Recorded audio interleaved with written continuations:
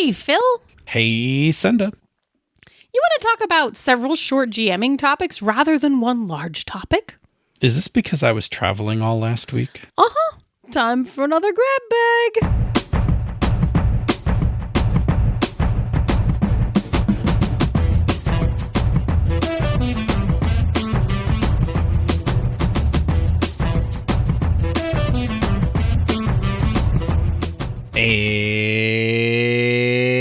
And welcome to Panda's Talking Games.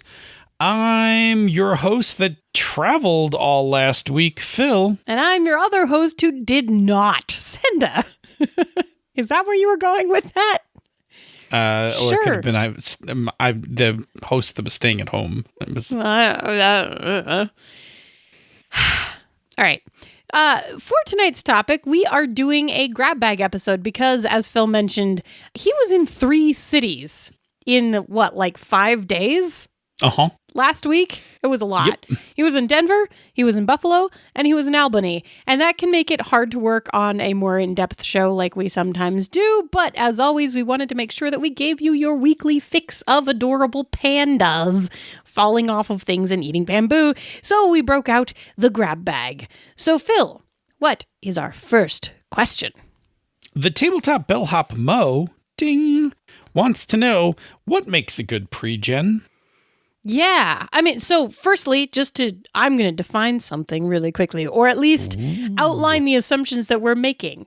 So firstly, when we're talking about this question, we are making the assumption, because we're talking about pre-gens, that this is some sort of one-shot. Right? And even more so, this is probably a convention one-shot, right? Probably a convention one-shot. So, take all of these suggestions in that context, right? Right, good. So the first thing is to make sure that the pre-gens make sense for the adventure that you're running. So if you know that you are running an aquatic adventure, don't create yourself a bunch of pre-generated characters that specialize in desert feats. Yeah, just don't do that.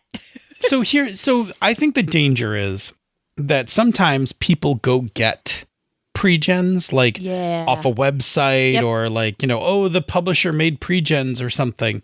I'll just use these first edition adventure or first level adventures from the D&D starter set. It's fine. But I think it's more that danger that you just said, right? So yes. You're writing the aquatic adventure, right? So you're like, cool, I'm going to make an aquatic adventure. And then you're like, well, I need pre-gens, but I don't feel like making any pre-gens. So I'm just going to grab the set off the site. But they're geared for, like you said, desert adventuring, right? They're Dark Sun characters, and you're like, right. and so now, the characters don't make sense for your story. Yes, you saved yourself time, but you've actually created a whole bunch of problems, right? Because they're not good fits for the story, right? So, I actually prefer, whenever possible, to actually make characters. Actually take the time and make the characters myself. Right, because then they are tailored for the story that you are planning to tell. Right? They have feats and skills and stuff or whatever for whatever game it is. They have the things that will make sense and they will actually use. Even more so that I'll know this thing's going to be coming up in the story. I'm going to make sure somebody has an ability, feat, whatever that kind of works with that. Right, which kind of actually just ties us right into the next point, which is to create pre-gens that show off something interesting in the mechanics / give people their little niche so that you don't just have a bunch of people can all do the same thing.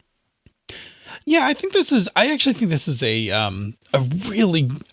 actually a much bigger deal in a one-shot than it is in a campaign game. Because in a one-shot, you are creating an experience for somebody. Yeah. So you want everybody who's playing to have a fun time and somewhat of a unique experience. So having characters that have niches and having niche protection goes a long way. If you're doing a Tales from the Loop game, have only one kid who's the hacker. Yeah, for reals. Because the other thing is if you split that up or you don't have niche protection on those, then you have 2 people at your table who are fighting for time during that 2 or 4 hour slot to be able to actually take actions. And one of them ends up sitting out every time there's an action that they could take, right? So those 2 people only get half the experience each. So let me give you a interesting example. I used to run a Savage Worlds game, All for One, to Regime Diabolique. So I used to run All for One in Savage Worlds, particularly because I like the Savage Worlds rules just a little better than the Ubiquity one. And I did a convention game one time. Now, when you talk about niche protection, right, they're all musketeers. Right. So what I wound up doing to make them unique was that I gave each one a slightly different fighting style. Right. But I noted it on the character sheet. Right. So like I put it directly on the character sheet, like, you are the 2-weapon fighter. Right.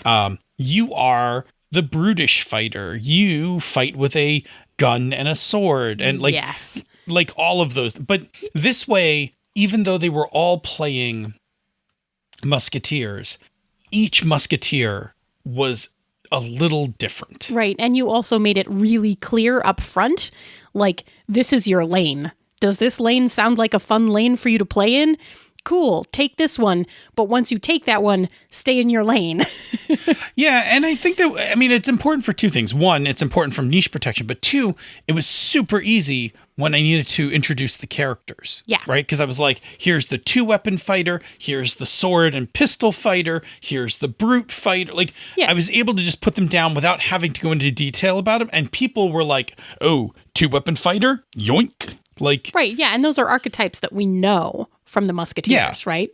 We're like, okay, this is Porthos, this is Athos, you know. Right, and I wasn't, and since we weren't using them, I couldn't use those names. Right, you weren't using those actual names, but you're using their archetypes. Exactly. Yeah. So, yep, absolutely. What's our next tip? Keep things simple and not too complex, right? Because you don't actually have a lot of time, and people have to absorb a bunch of information, and then they have to be able to take that information and actually play it out at the table. So if you give them 3 pages of backstory, not only will they, probably not actually have the chance to truly read it, they'll kind of skim it. B, there's no way they're going to remember it all to actually bring it back into the game. So it's much better to keep things simple and have a very focused purpose for that character, like you were saying, with like, this is the 2-weapon fighter. Their purpose is to be the 2-weapon fighter in the game. Yeah, absolutely. Like this, I mean, this even goes mechanically, right? Yes. So, like, don't, like, when we make our own characters and campaigns and things like that, we often think of like making well-rounded characters, you know, making them with diverse sets of skills and backgrounds. But don't do that for a one shot. You know, like, you only got 4 hours. It's a movie. You're not going to have time to evolve all of that stuff. Right. Let your tank be the tankiest tank possible. Right. Right. But in a way that's not complicated, right? Tankiest tank of the tanks. Right. Captain Tank. But also in a way, God, you're killing me. You want to get through this show. I really do. But you want to do it in a way that makes it simple when the player looks at the character, right? Like if you have too many fiddly bits, too many complicated feats or powers or whatever, like it's a lot for a player to absorb. And the truth of the matter is in a 4-hour game, they're not going to absorb or use most of it. So the more narrow and simple that you keep it, the more of the character that will actually get used. Yes. Yep. Cool. Next one. Yeah. You want that character to have ties to other characters. Because absolutely. Yeah. So because we've done a whole thing on bonds and everything else recently. Like we know what the emotional investment is, and the importance of connectivity for a group of characters. So yeah, in that little bit of background you create, put some ties to other characters. Also, it means you can bypass spending a lot of time in your 4-hour, game. Let's not spend 45 minutes meeting in an inn and finally deciding that we can work together. Let's just get to the monkey. So give them. Yeah. So don't do that. Give them enough that they are already working together and have relationships, so they have some place to start. Right. For God's sakes, make your group already know each other before you start playing. Please. Don't play that out. Oh my God. If you even are going to remotely play that out, only do it with a set of leading questions and do it with an in media res opening where you flash back and ask some questions about how the group formed and then go right back to combat. Yeah, just don't give them the opportunity to lone wolf out of there. Anyway, correct. That's sort of a secondary thing, but like as a pregen, like just make them already know each other. You're in control of that. Yep. And then our last point about this, which is leave some room for the player to customize that character a little bit, right? And that means different things for different games. So typically when we talk about something like Fate, that means, okay, I've filled out all but one of the aspects. And that last aspect is for you to take and like add your spin on this character. Right. Or maybe I did your +4, +3, and plus your +4 and +3 skills. Cool. Pick your +2 and +1 skills. Right. Or right? Like I've niche protected you because I've taken care of your 4 and 3. Yep. But round out your character with some other skills at the end. Right. Exactly. Cool. Yeah, and the same thing would be true. Like if you're doing wizards, if you need them to have certain spells, put those in, but then let them pick other. These are the spells detect magic, fireball, blah blah blah, and 3 other. Yeah, 3. You get 3 other first level spells. Sure. Exactly. Like the thing about giving room for the player to make it their own is that emotional investment always goes up when a player takes action for their character. Yep. Which is why in regular games players love their characters a whole bunch, and the thing that you're fighting against with pregens is that when pregens are completely filled out and there's no choices, this is somebody else's character. It doesn't always feel like them. It's like borrowing somebody's coat, right? Like yes, it's a coat and it's keeping me warm, but it doesn't feel like my coat. Yes. Yep. Right. Exactly. So when you let somebody pick a few things, the non-important details, the things that round out the character, it lets them put their spin on the character. So yes, this is the tankiest tank ever, but I also took some levels of craft. Right. And depending on what it is and how much time you want to spend on it or let them spend on it at the table, you can also do things like have pick lists. So you can create your own, right? So you can be like, okay, you're a wizard. You're going to have this spell, and this spell, and then choose one of these other 3 spell packages. So you either have this set, this set, or this set, right? So you can still keep things really quick, but give them that sense of investment, like that they got to make a choice, right? Spot on with the pick lists. Yeah. Good call. I'm turning other games into playbooks. Like, man, just pick lists are... I'm hearing you, man. I'm hearing you. Like, it's just the way to go with pregens. Anyway, cool. So let's go ahead and jump into our second question. You think we pretty much rounded that one out? Awesome. I think we did. Ding. Ding. Question 1 down. Cool. So question number 2 is from Kevin Brown, who asked, how do you handle being caught flat-footed in a game? So we're just going to assume that this is not flat-footed as in surprise and you're about to get backstabbed. Right. We're going to assume this is surprise rounds. We're going to talk about actual GM surprise. Yeah. So GM surprise isn't actually that uncommon. No, not at all. It happens quite a bit. It happens with groups of players you don't know. It happens equally with players that you do know. And the thing is that when it comes to surprise, all surprise means is that something has happened that is beyond our expectations for the game. Right. It just means that it's beyond where we thought the game was going to go, or, which means it kind of went outside of what we might have prepared or what we were planning to do. Like, we had some thoughts about the direction we expected, and it didn't go that way. Right. Even us improv GMs have a idea of where the story's going to go, right? Yes. Like, we start off with like some idea, like, I think the story will be like this tonight. So you can totally surprise an improv GM by, going completely in a way that wasn't expected. Right. Like maybe an improv GM was planning for you to save the Kraken, and the next thing they know, you're attacking the Kraken with toucans. Yeah. Yeah. That might have happened, Right? Please refer to SAS Geek episode something. All out of bubblegum. Yeah. Okay. So surprise is going to happen, right? Surprise happens whether you are a prep GM or whether you're an improv GM. So after being surprised, what winds up happening is, basically you need to figure out what to do next, right? And that means you need a little time to think, because you need to basically replan and kind of reset your expectations. That's what gets rid of surprise, right? What gets rid of surprise is resetting and replanning.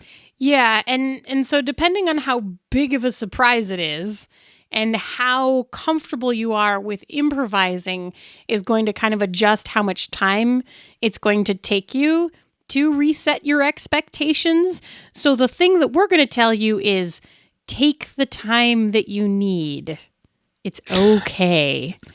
Yeah, I mean, if you are a heavy prep, not a lot of improv GM, and you get seriously thrown, like, you need time to kind of replan what's happening. If you're an improv GM, like, you might just need a few seconds to kind of, give your brain a second to make a few connections, and then, okay, let's roll. Yeah.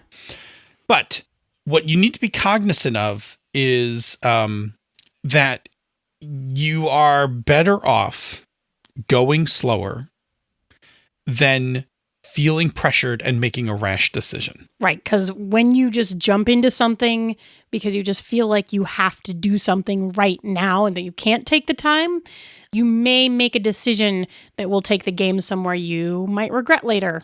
Or it might take things even more off the rails, right? Right. I mean, it could be the thing like you make a decision and suddenly you've cut off a clue. Right. Or a piece that's needed to get to the end of the game. Right. Or you've changed your plot line and your big bad doesn't make sense anymore. Hello, yeah. I've done that. Right. Absolutely. Right. So Oops. those rash decisions, right? There's a feeling.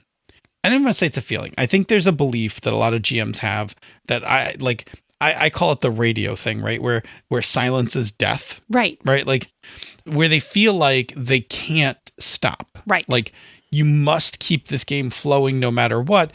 And so you then, if you are not very skilled at this, or if the change is huge and you can't quite think of what to do, like you can cause more damage by being rash than you will by pausing the game. Yeah, there's a weird pressure thing. And this is funny because I have so much experience with it, especially like on mics, because it gets even worse when you stick a mic in a GM's face. Oh, yeah, because I'm watching Audacity, watching like the time rolling. Yeah, I'm thinking about the editing I have to do, but it happens to everybody, even just at the table, because we forget that we can just actually pause the game. Like, there's no radio silence thing, and when you stop to take a breath, it doesn't have to be like, okay, we're stopping, and then you silently sit there and stare at your notebook or something. It can be like, whoa, that is not what I was expecting. Like, give me a second, and then you're jotting, and everybody else is kind of chatting and talking. Like, it's not the disaster that it seems like it might feel that's absolutely right. That's absolutely a short break, right? Yeah. Like sometimes I just need, like, I hear something and I'm like, whoa. And I just like quick take my pencil and jot a few notes on my index card. Like, oh, we're going to do this. We're going to do this. We're going to do this. And then I'm like, cool, let's jump back into the scene. I have one more comment about short breaks before we move on, which is there's a sneaky thing you can do as a GM when something happens that you're like, whoa, but they're all role playing at the table. They're like really into the scene and they're going and going and going and it's great. You don't have to stop them.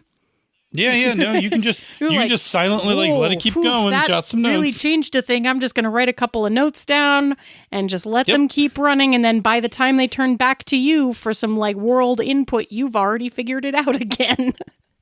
Absolutely. Yep. So that's a short break. Your pause can also be intermediate, right? Like the classic advice that people used to give on this topic years ago was call for a break, run to the bathroom, and figure out what to do. Right. I still think that's pretty decent advice. I think it's decent advice, but I'll say this. You don't have to run to the bathroom. You don't have to leave. you can just tell the players that they caught you off guard. Yeah, it is okay. The thing to remember about all of these is, frankly, like, the GM is also a player of this game, and you are playing this game together, and you don't have to hide this stuff from your players. It doesn't make you a bad GM to need to stop and sort things out, right? Right. This is like the other GM fallacy, right? The other GM fallacy is like the GM is all knowing, never surprised, and always knows what to do next, right? The truth is it's not that. So that idea of like run to the bathroom and think of what to do is more like hide from your players so they don't know that you don't know what to do. Or you can just tell them you don't know what to do. Yeah. Like, hey, you guys caught me off guard.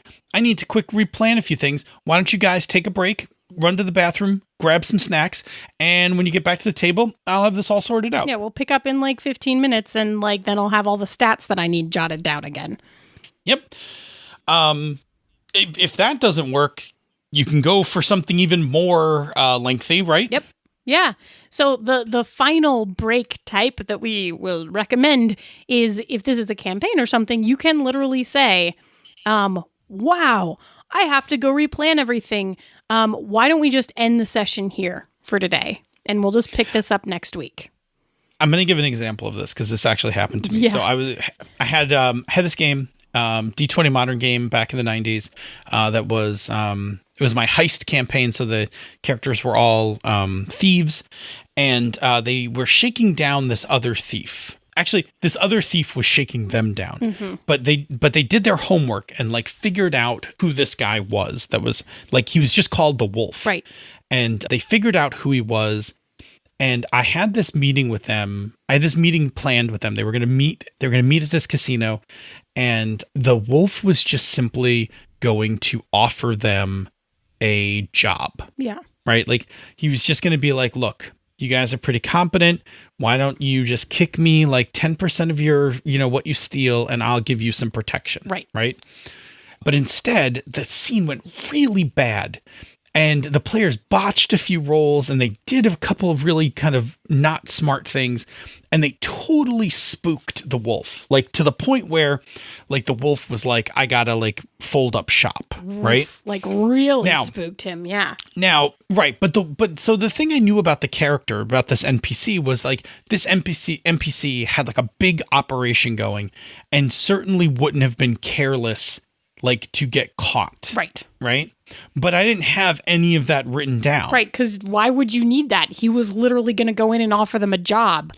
Exactly. But they instead were like, I think we'll take you down, and we think we know who you are. Right. Oh, boy. So I was like, okay, I stopped the game and I was like, look, I could fake my way through what the Wolf would do next, but I feel like this character is more prepared for what just happened than I'm prepared. So I'm just going to call it, come back next week, and we're going to pick it up from right here. Yeah. And I did. Like everybody left, and I like worked out like this elaborate plan that like the Wolf knew like if he ever got exposed what to do. Yeah. So he just did that. Like he made a phone call, threw the phone in the garbage can, and like vanished. And long story short, the rest of my campaign became about hunting down the Wolf and killing him. Right. But because I stopped the game and did that work, the next session was super good. Right. Instead of it kind of being a floppy halfway whatever.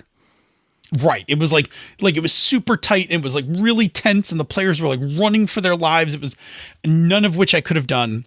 No. If I had like, even if I had like stopped and taken a 15-minute break, I would have never gotten all that detail. So it is actually okay. Right. So to sum up this, 1, surprise happens. 2, you do not need to keep it a secret. Yeah.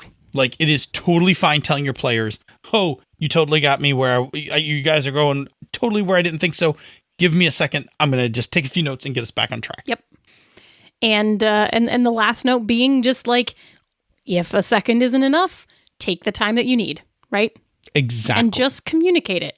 You don't have to hide it. You aren't a bad GM for being surprised. We are all surprised constantly. Yep.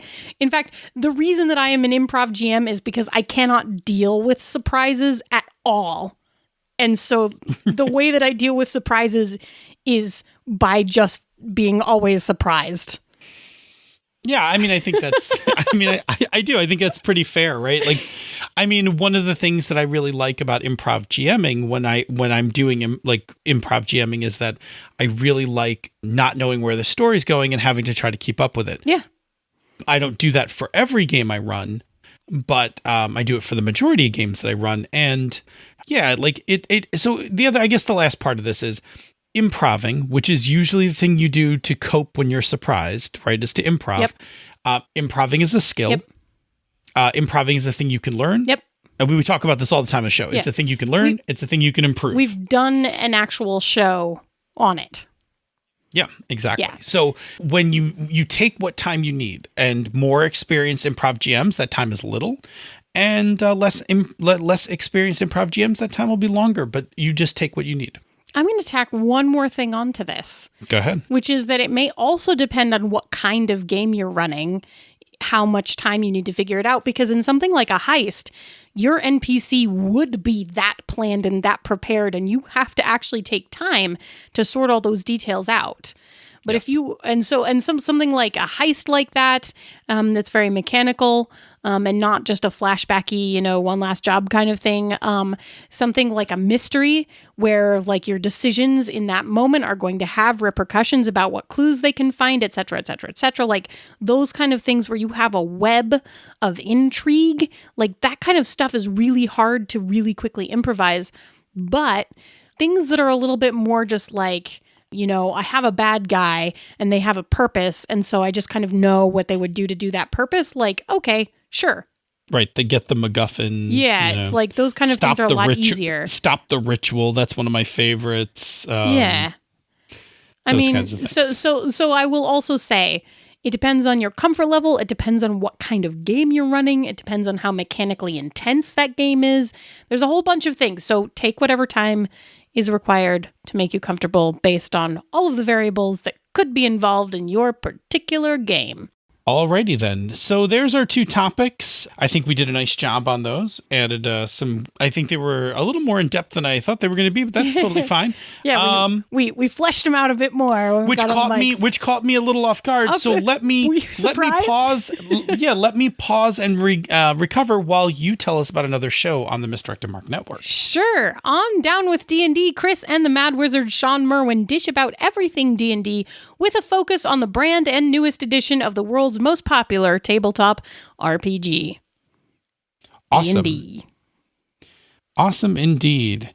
Say, Senda, where do people reach us on the internet? Well, you can find us on Twitter at Pandas Talk Games. You can find us on Facebook at facebook.com/Pandas Talk Games. You can find us in the Misdirected Mark forums, where we are continuing to run the contest. For the first 100 people to join the forums, you will be entered to win either a Bag Thulu or a handmade by moi. She's a super geek bag. There are only 4 of them in existence right now. And you would have the 5th. They're magic. Anyway. I'm in possession of one of the 4. I know you are. I know who has each of them. Or you can drop us an email, panda@misdirectedmark.com. And Phil, once they have us at one of those places, what can they do with that information? Hey, just like Kevin Brown and Mo, the Tabletop Bellhop, you can give us topics. Man, we love topics. Topics are delicious. Listen, no kidding. Topics are our bamboo, right? Like you are essentially feeding us bamboo by giving us topics. No kidding. We almost never come up with our own topics on the show. I think if you've listened to the show, you know that. We love talking about the things that you want to hear us talk about. Otherwise, we'll sit around and talk about pop culture and ditch lilies all day. But I like it when we have a gaming thing to do. Pockets and sweaters. Yeah. So by all means, please hit us up on Twitter, send us emails, go to the forums. And drop them there. Like whatever, find me, like find Senda, whatever. If it somehow gets around to us, it'll get onto the big topic list. That's where I pull the topics for upcoming shows. If you like what we do here or elsewhere on the Misdirected Mark Network, please consider backing our Patreon campaign. Go to patreon.com/MMP. Patrons get all sorts of good things. They have the bonus outtakes from this show, They get the after show from Misdirected Mark, access to our Slack room for life. Come hang out with us on our Minecraft server if you like a little block therapy. There are occasional things we give away, like when Encoded is making stuff, we like to give that stuff away. When Encoded is playtesting stuff, we tend to go to our Slack community first to find some playtesters. Plus, you can just kind of, hang out and get to know us. Your patronage is much loved and much needed to keep the lights on here at Misdirected Mark. From everything from servers and microphones and all that stuff, it does make a big difference to all of us. So thank you very much. And we also like to shout out to a couple of our patrons every episode. Who, Senda, are we shouting out to today? Yeah, GM Gerrymander, Lord of the After Show. Indeed. Thanks, Jerry. Evil Rich. Thank you, Evil Rich. And Jen Pixelscapes Ganj. Thank you, Jen. Indeed. There is one more thing you can do if you are already supporting the Patreon campaign or unable to support the Patreon campaign. We totally understand. There's the thing that you do. It's not as good as giving us topics because we love topics so much like Bamboo, but it is a close second. It's as fun as rolling down a hill. And very soon it'll be its own app in the Mac OS. No, we're not going to talk about that. What is it, Senda? Well, you could leave us a rating or review on Apple Podcasts or the podcatcher of your choice. Every new review we get really does actually help new people find the show and listen to us, which is cool. It's basically like recommending us to a friend, except that you recommend us to all the people that you don't know. So that's cool. Anyway, it makes us super happy. And thank you so much to everyone that already has left a review. If you leave us a review and it's not on the US Apple Podcast Store, darn, these things are hard to track down. So please let us know so that we know and get artistic validation from it. It's exciting. Anyway, fantastic. So say, Phil, show me how you are going to make your next set of pregens. First, I'm going to figure out what exactly I'm going to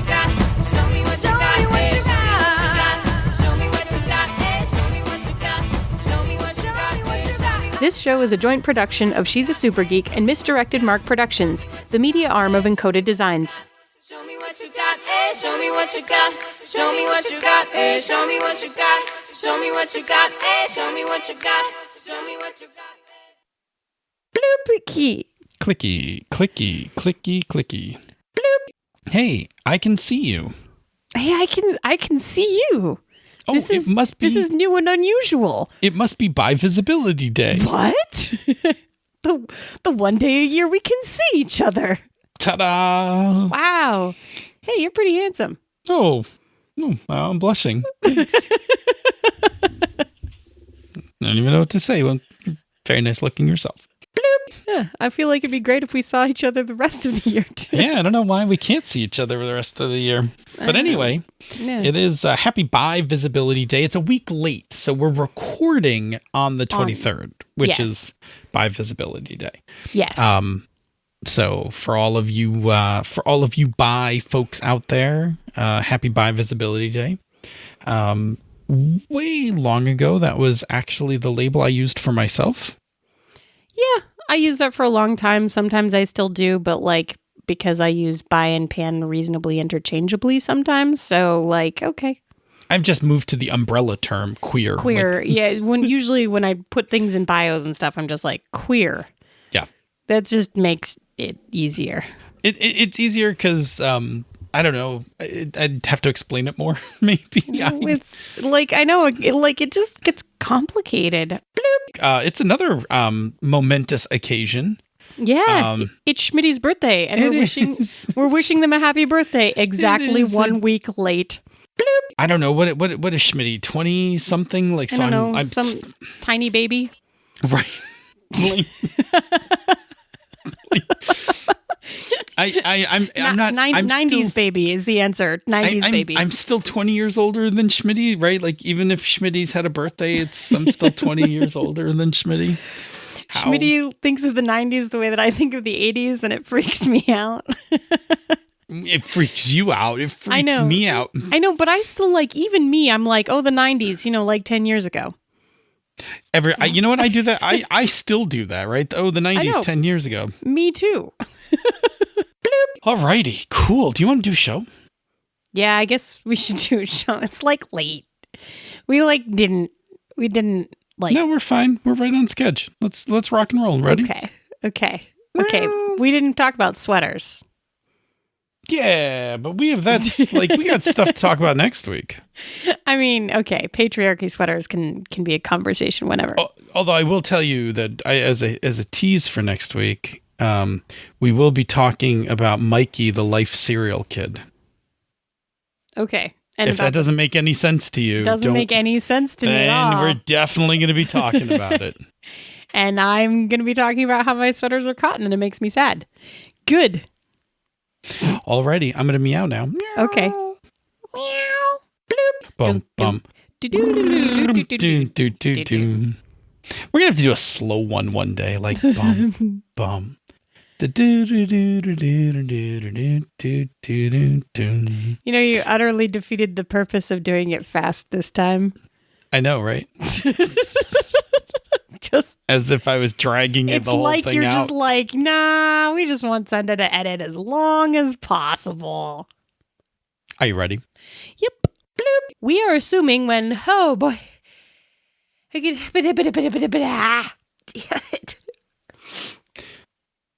Okay. Leaves are getting ready to fall off of trees and allergies are coming back. Trees dying and shit. Bloop. Well, you can find us on Twitter at Wow. Hey, let me try that again because I just about said you can find us on Twitter at patreon.com. It's not. Oh, he's giving me the look that says, why are you flopping around and flailing in the middle of the... Okay, trying again. Bloop. And then from there, I'll start working on, how to fit, like what they should all be doing in the course of the adventure. And then I'm definitely going to want them to have some connectivity and a little background. Show me what you got. Show me what you got. Show me what you got. I was going to say, so Lily is the singer and Megan is the drummer. Michelle plays bass. No, Michelle doesn't play bass. Oh, Michelle plays guitar and Ashley plays bass. So, I mean, I figure... I can't believe you got that wrong. You might have to... Yikes. I'm not going to tell anyone. Don't tell anybody. Don't tell anybody. It's okay. It's because I've been listening to a lot of Definitely Leopard lately. I can't believe you. I don't know how you can listen to them. Really? I mean, they're like two good hits. I mean, they're a little dated, but I don't know. I thought they were pretty good. I was thinking they're no ditch lilies. I mean, I guess they're not the ditch lilies. I was thinking about dressing up as Jennifer for Halloween though. Interesting. I'm a fan of her. I don't know. She had the ears and the little skirt thing going on. I think it was cute. It's kind of retro now because it's 90s and apparently 90s is retro according to the signs for used clothing pop-up stores that come up around Denver. I'm like, retro? Sure. Retro's a strong word. Retro's a strong word. Bloop. Hey, we're at 42 minutes. Yeah, we should stop now. Which is like the perfect time to stop the show and for you to edit without crying. I mean, what's a little editing without some tears? There you go. There, inspire everyone to do their own podcast now. All right. Say goodbye to everybody. Bye. Bye. Stop.